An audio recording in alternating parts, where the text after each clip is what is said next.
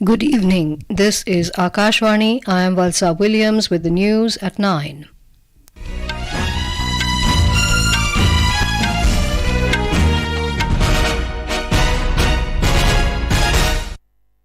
The headlines. Home Minister Amit Shah chairs a review meeting on left-wing extremism in New Delhi, says lowest level of violence and deaths recorded in 2022 in last 4 decades. Relief and rescue operation in full swing in flood-affected Sikkim. Centre approves disaster assistance of around 45 crore rupees for the state. Iran's human rights activist Narges Mohammadi awarded 2023 Nobel Peace Prize. In Hangzhou Asian Games in China, India's medal tally climbs to all-time high of 95, including 22 gold, 34 silver and 39 bronze. Indian men's hockey team wins gold. And in men's ODI World Cup, Pakistan sets a winning target of 287 runs before Netherlands at Hyderabad.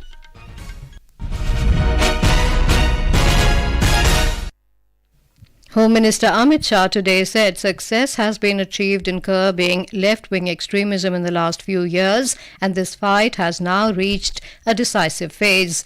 He chaired a review meeting on left-wing extremism in New Delhi. Chief ministers, deputy chief ministers, and other concerned officials of left-wing extremism-affected states also attended the meeting. In his address, the Home Minister said as a result of the government's zero-tolerance policy, the lowest level of violence and deaths has been recorded in 2022 in the last 4 decades. There has been a decline of more than 52% in left-wing extremism-related violence between 2014 and 2023 compared to the period from 2005 to 2014. Mr. Shah said under the leadership of Prime Minister Narendra Modi and the cooperation of all the states affected by left-wing extremism, major successes have been achieved against it in 2022 and 2023. He said this is the year of taking resolution to completely eliminate left-wing extremism in the next 2 years. Mr. Shah said vacuum areas have been shrinking since 2019 and 195 new camps of CAPFs have been established. He added that 44 new camps will be established in affected areas. Sikkim Chief Minister Prem Singh Tamang has said rescue operations are underway in full swing and relief teams are making all efforts towards ensuring that the displaced families are put on the path to normalcy at the earliest. The Chief Minister also visited disaster-affected areas today. The Chief Minister announced an ex gratia of 4 lakh rupees to the families of the deceased. The Chief Minister announced an immediate relief of 2,000 rupees each to those who are being sheltered in the relief camps in the area. Meanwhile, the centre has constituted an inter-ministerial central team to make an assessment of damages caused due to flash floods in Sikkim. The Union Home Ministry said the team will visit the affected areas of the state shortly, and based on its assessment, further additional central assistance to Sikkim will be approved. The centre also approved the release of around 45 crore rupees disaster assistance to the flood-affected Sikkim. The devastating flash flood also claimed 26 lives. The State Disaster Management Department said 142 people, including army personnel, are missing. More than 1,100 houses are severely damaged, and over 2,400 people have been rescued. Union Minister Nitin Gadkari has approved standards for the construction of bus bodies which shall be uniformly applicable to both original equipment manufacturers (OEMs) and bus body builders. In a social media post, Mr. Gadkari said this step will pave the way for further improvements in the quality of buses in India, with a primary focus on ensuring passenger safety during contingency. Prime Minister Narendra Modi will inaugurate the 9th G20 Parliamentary Speaker Summit P20 in New Delhi on the 13th of this month. The 2-day P20 summit will be held at the newly constructed India International Convention and Expo Centre, Yashobhumi, in Dwarka. Briefing the media in New Delhi today about the summit, Lok Sabha Speaker Om Birla said 25 speakers, 10 deputy speakers, along with 50 members of Parliament, among others, will participate in this global event. इस सम्मेलन में G20 देशों की संसदें और उसके आमंत्रित देशों की संसदें और उसके अलावा अफ्रीकन पैन इंडिया की संसद के वर्तमान पीठासीन अधिकारी इस सम्मेलन में आएंगे। ये सम्मेलन में करीबन 25 पीठासीन अधिकारी, 10 वाइस प्रेसिडेंट और 50 से ज्यादा सांसद इस G20 सम्मेलन में आएंगे।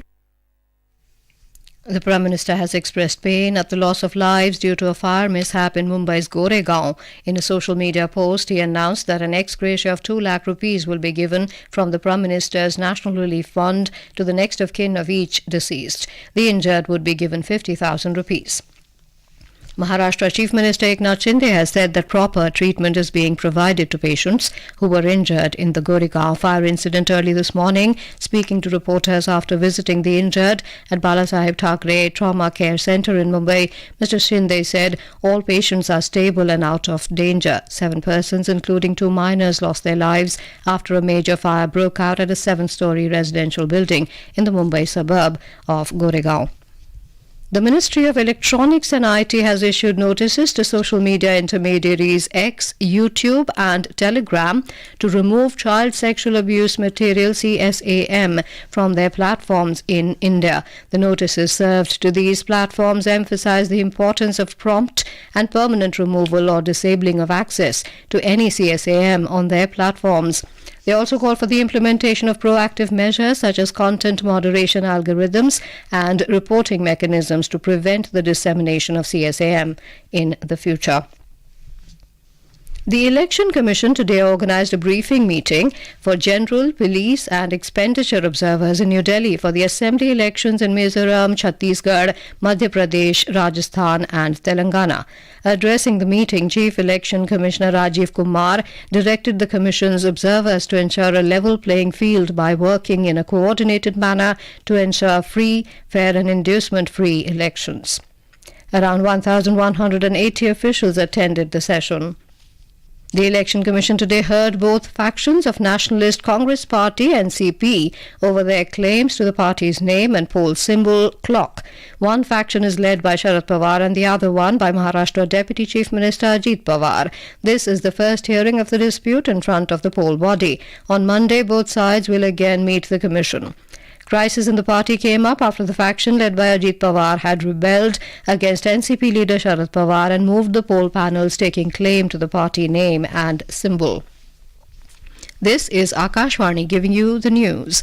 For quick news updates round the clock, follow us on our Twitter handle at AIR News Alerts. The Reserve Bank of India Governor Shaktikant Das-led Monetary Policy Committee (MPC) has decided unanimously to keep the policy repo rate unchanged at 6.5%. This is the 4th time in a row that the MPC has decided to maintain the status quo on the repo rate. The repo rate is the interest rate at which the RBI lends money to commercial banks. The decision was taken during the 3-day MPC meeting of the RBI, which began on Wednesday. Announcing the bi-monthly monetary policy today, the RBI governor said the decision was taken after a detailed assessment of the evolving macroeconomic and financial developments and the outlook. He said the RBI will remain focused on withdrawal of accommodation to tame inflation and support growth. It decided unanimously to keep the policy repo rate unchanged at 6.5%. Consequently, the standing deposit facility rate remains at 6.25% and the marginal standing facility, that is MSF rate, and bank rate at 6.7%. The MPC also decided by a majority of 5 out of 6 members to remain focused on withdrawal of accommodation to ensure that inflation progressively aligns to the target while supporting growth. The RBI governor said the central bank has also retained the real gross domestic product (GDP) forecast for financial year 2023-24 at 6.5%. Similarly, the consumer price index-based inflation for financial year 2023-24 is projected at 5.4%. As the deadline to exchange or deposit 2,000 rupee banknotes nears, the Reserve Bank has said about 3.37% of the currency notes worth 12,000 crore rupees still remain in circulation.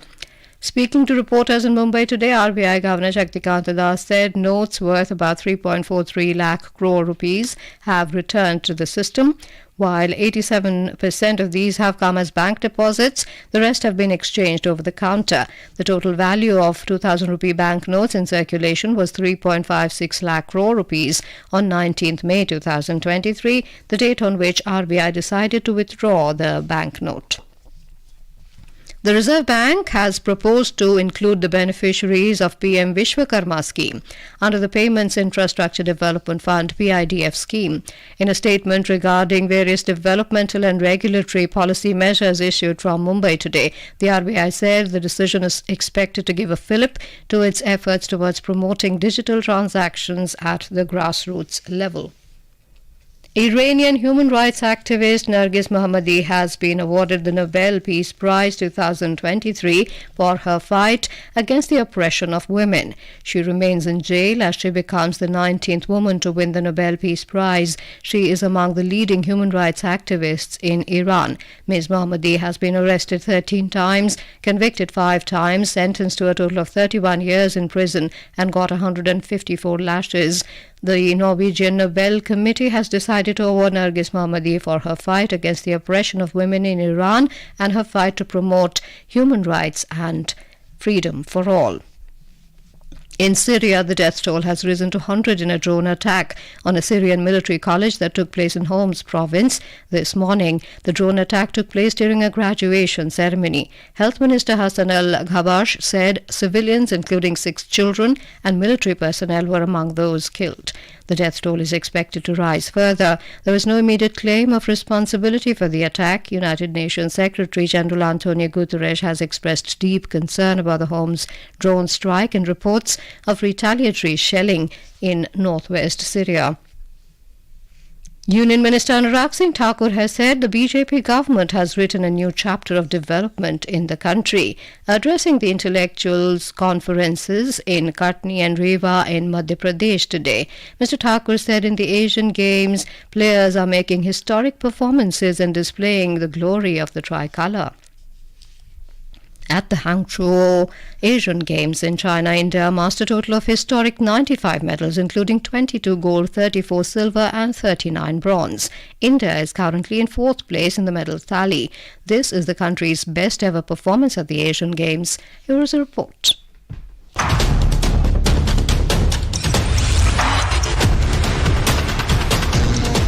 The athletes had a fantastic day today, winning medals in hockey, bridge, sepak takraw, archery and wrestling. With this, the Indian contingent today added 1 gold, 2 silver and 6 bronze to their medals tally. The Indian men's hockey team bagged the first gold medal of the day, defeating Japan 5-1. It was a dominant performance from the Indian team, who led 3-0 at halftime. The Japanese team tried to make a comeback in the second half, but India was too strong for them. In bridge, the men's team claimed silver against Hong Kong in the finals. Earlier, in archery, the men's recurve team grabbed a silver medal, losing to South Korea in the finals, whereas the women's team clinched bronze after defeating Vietnam in the playoff. In sepak takraw, the Indian women's team held bronze after losing to Thailand in the semi-finals. In wrestling, India won 3 bronze medals. Sonam bagged bronze in the women's freestyle 62 kg category. Kiran Bishnoi secured bronze in the women's freestyle 76 kg category. And Aman bagged bronze in the men's freestyle 57 kg category. In a shocking turn of events, Bajrang Punia bowed out without a medal. In cricket, Pakistan has set a target of 287 runs for Netherlands in their opening match of Men's ODI World Cup in Hyderabad. Pakistan were all out for 286 in 49 overs. In reply, Netherlands were 202 for 9 in 40.1 overs when reports last came in. And now, before we end the bulletin, the headlines once again. Home Minister Amit Shah chairs a review meeting on Left Wing Extremism in New Delhi, says lowest level of violence and deaths recorded in 2022 in last 4 decades. Relief and rescue operation in full swing in flood-affected Sikkim. Centre approves disaster assistance of around 45 crore rupees for the state. Iran's human rights activist Narges Mohammadi awarded 2023 Nobel Peace Prize. In Hangzhou Asian Games in China, India's medal tally climbs to all-time high of 95, including 22 gold, 34 silver, 39 bronze. Indian men's hockey team wins gold. And in men's ODI World Cup, Pakistan sets a winning target of 287 before Netherlands at Hyderabad. That is all in the news at 9. Good night.